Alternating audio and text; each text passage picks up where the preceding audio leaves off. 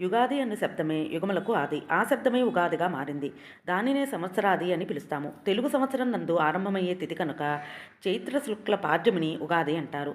సంవత్సరమంతా శుభ ఫలితాలు పొందాలి అంటే పొద్దున్నే సూర్యోదయ పూర్వమే లేచి అభ్యంగన స్నానాన్ని చెయ్యాలి. ఇలా చేయటం వలన ఆయుష్ పెరుగుతుంది అని అగ్నిపురాణంలో చెప్పబడింది. ఇష్టదేవతారాధనతో పాటుగా ఈ రోజున తప్పనిసరిగా లక్ష్మీదేవి పూజ చేసుకోవాలి. శ్రీ సూక్త పారాయణం చేయటం లేదా వినటం ఎంతో మంచిది. ఈ రోజున రుద్రాభిషేకం చేయటం కూడా ఎంతో మంచిది. పరమేశ్వరుణ్ణి అన్నంతో అభిషేకం చేసి ఆ అన్నాన్ని మనం ప్రసాదంగా తీసుకున్నా, ఇతరులకు ప్రసాదంగా పంచినా జీవితంలో భుక్తికి లోటు ఉండదు అన్నది శాస్త్రవచనం. ఆ తర్వాత వేపపూతతో చేసిన షడ్రుచుల పచ్చడిని రుద్రుడికి లేదా విష్ణువుకి నైవేద్యంగా పెట్టి గురువులను నవగ్రహాలను స్మరించుకుంటూ ప్రసాదాన్ని స్వీకరించాలి.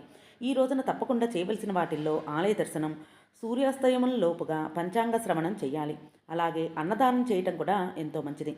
గురు దర్శనం, గురు ప్రదక్షిణ, వ్యాస భగవానుడి కథలు వినటం కూడా ఎంతో శ్రేయస్కరం. సంధ్యా సమయంలో లక్ష్మీదేవికి దీపారాధన చేసినా, దీపదర్శనం చేసుకున్నా కూడా ఎంతో శుభప్రదం. గోప్రదక్షిణ మరియు గోపూజ కూడా ఎంతో మంచిది. పురాణ శ్రవణం చేయటం ఎంతో ఉత్తమం. మత్స్య మరియు స్కాంద పురాణాలన్నీ గురువులకు దానం ఇవ్వటం కూడా ఎంతో శ్రేయస్కరం. శ్రీమాత్రే నమః.